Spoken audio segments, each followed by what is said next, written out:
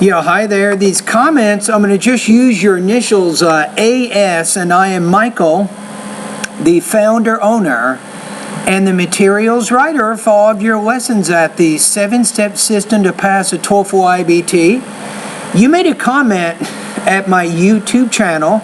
It's underneath one of my videos. Now, I hope if you watch the video that one of the main things here is the more exposure you use, or actually the more exposure you get to English, the better your speaking and writing is going to be. That was part of the purpose in this video. So let's take a look at your question. You say, I am a pharmacist from Bangladesh and I'm trying to pass my TOEFL exam.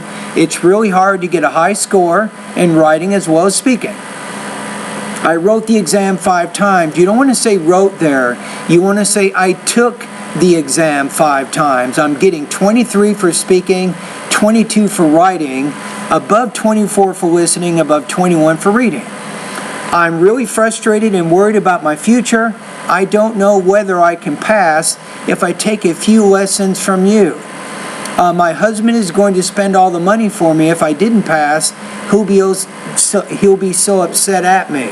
I don't want to take class from someone who cannot understand my problems. Can I trust you? Can you really help me get my target score? So first of all, let's look at part of your question. You say, can I pass if I take a few lessons from you? The answer is probably not. I'm going to say probably not. You probably need to do more than just take a few lessons. You have some long-term issues that you need to work on here. So it's not just taking TOEFL lessons, but it's about having continued exposure to the language. That means reading English. That means listening to English. That means speaking the language. That means writing the language. You have to really make a concerted effort to use English as much as you can. If you can do this over several months, you will be able to reach your goal, but not because of me or not because of any other TOEFL teacher, because of your own efforts. You control whether you pass the test or not me or anybody else. You are in control of that. All right, now what I want to do right now is I want to take a look at why you're getting the 23 in the speaking. So what I'm going to do is look at the speaking rubrics here. So a score 23 is not bad, actually. You're scoring around 3.0 out of 4, 23 points out of 30. So you have mostly clear speech. You have some minor difficulties with your pronunciation that require listener effort. So that would be maybe a pronunciation reason why you're scoring 23. Now let's take a look at language use. You sometimes have imprecise or incorrect use of vocabulary or grammar. You remember how you said you wrote the test 5 times? That's a language use issue. If you do that when you're speaking during the TOEFL and say, well, I wrote the test 2 times, that's a language use issue. That could cause you to score a little bit lower on the speaking section. So you have some vocabulary, you have some grammar issues. Now, the final reason why you're scoring 23, it has to do with your topic development. So there's a connection, I think, between language use and topic development. Most likely, your vocabulary is basic. You're not very specific in the words you're using to help explain your ideas. So you need more specific details to help explain what you're trying to say. And you need to make sure that you're organizing ideas in a way that's very easy for your audience to understand. Now, when you're one of my online students, Angela, I will actually comment on all the speaking practice tests that you submit, and I will comment in terms of your pronunciation, language use, and topic development. I will do that. I don't know if you noticed, but at this particular YouTube video, I posted a link to another student to my VoxyPop discussion group.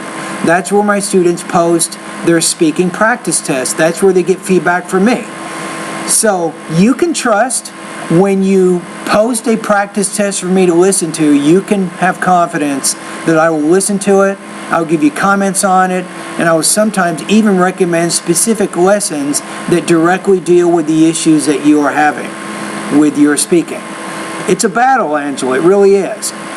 Now, like I said, you're not going to solve this problem by just taking a few lessons. You're going to solve this problem by dedicating about 100% of your day, every day, for the next 2 or 3 months to using English. You have to make a decision right now. You need to be speaking English at home, speaking English when you're at work.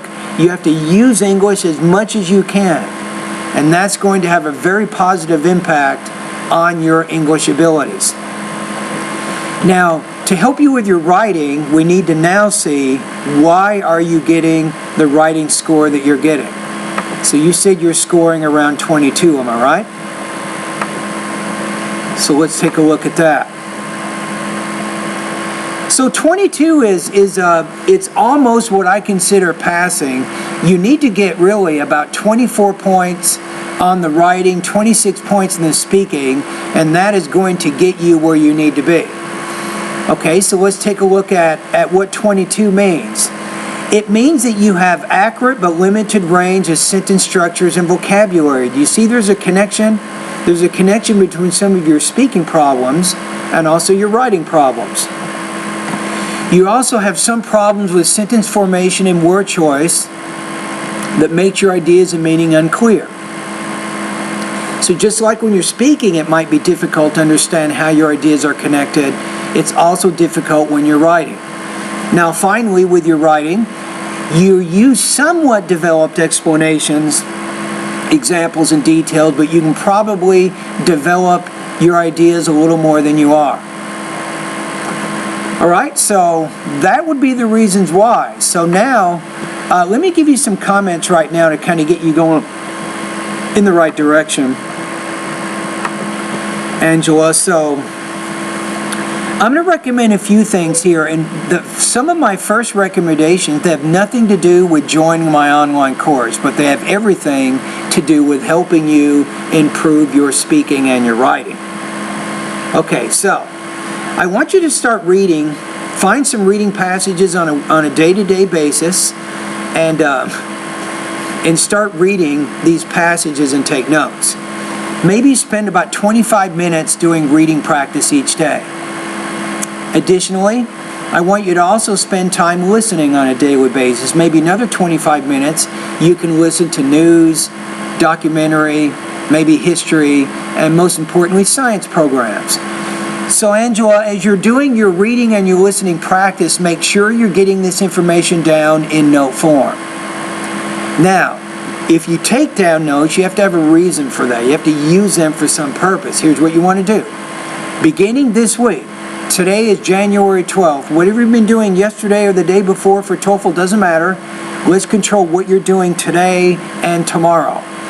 I want you to write this week 3 academic summaries. Each summary should focus on the main and the most important supporting points of the reading and the listening passages. Right? You don't need anybody to correct these. You're just getting used to writing about other people's ideas. Now, Angela, now watch me here. As you're writing about the reading and the listening passages, you need to write about them from the writer and the speaker's point of view. So you'll say the reading passage states, or the author in the reading passage claims, or according to the lecture, blah, blah, blah, or the speaker in the lecture says, blah, blah, blah. So make sure that you're explaining this information so it's clear that you're summarizing it. You got to get in the habit of doing this. This is very important for the integrated speaking and integrated writing tasks. Now, in addition to doing the writing practice, you should also practice speaking about the reading and the listening passages. Again, using your notes. How about this? Give 3 oral summaries each week right now. Even record them so you can listen to them at a later date. Now, each oral summary should be about 60 seconds, and it focuses on the main and the most important supporting points of the reading and the listening passages that you're practicing. Now think about what I've said so far. I haven't said anything about my online TOEFL course, but I'm telling you, If you do this reading and listening practice each day, and then each week you're doing 3 250-word academic summaries, written summaries. You're also doing 3 60-second oral summaries. This is a very good start. Now, in addition to that, I would love to have you as one of my online TOEFL students. I cannot guarantee anything. You are the sole person who will determine whether or not you get 26 on the speaking and 24 in the writing. What will I do? As you complete your speaking practice tests, I will give you feedback on those practice tests. I will tell you what your problems are in terms of pronunciation. I will tell you what your problems are in terms of language use, and also your topic development issues. And sometimes, like I said before, I'll recommend specific lessons to help you get better. However, if you don't follow my recommendations and don't study those lessons and don't improve in those areas, then you're not going to reach your goal. But if you follow my suggestions and follow my plan and my tips, you can and will make progress. Right? The same thing for writing. Now, I don't want to mislead you.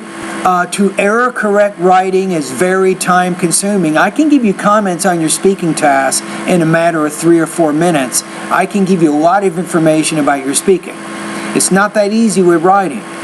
So when you become one of my online students, and think about this, Angela, as an online student of my course for one low monthly payment, you can complete speaking and writing practice tests, all for the same payment, and guess what?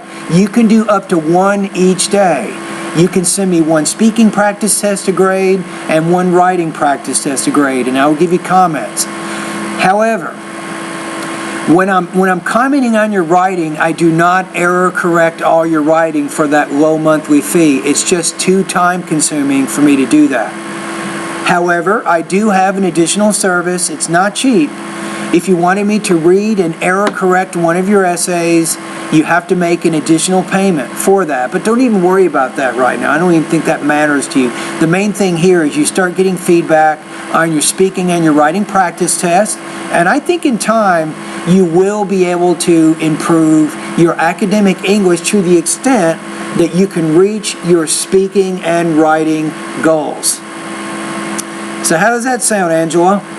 And that's all I can offer you. I offer no more, no less. That's kind of what I do. I've been teaching TOEFL now for 22 years. I am a professor at California State University, San Bernardino, and I teach students here. And I've also reached out to the internet to help international students worldwide, many of whom cannot afford to pay the high cost of tuition for intensive English programs. As you know, if you go to my intensive English program here in San Bernardino in the United States, it's probably going to cost you, I'm going to say, up to $3,000 for 10 weeks of study. That's what it's going to cost you. And a lot of students, it's valuable, don't get me wrong. An intensive English program is one of the best ways to learn the language, but it doesn't fit everyone's budget. My online course, however, it does fit budgets of students who don't have enough money to go to an intensive English program. They can spend a lot less money and still get some good quality instruction. All right, Angela, anyway, thank you very much for your comments at my YouTube channel, and all the best to your high-scoring speaking and writing success.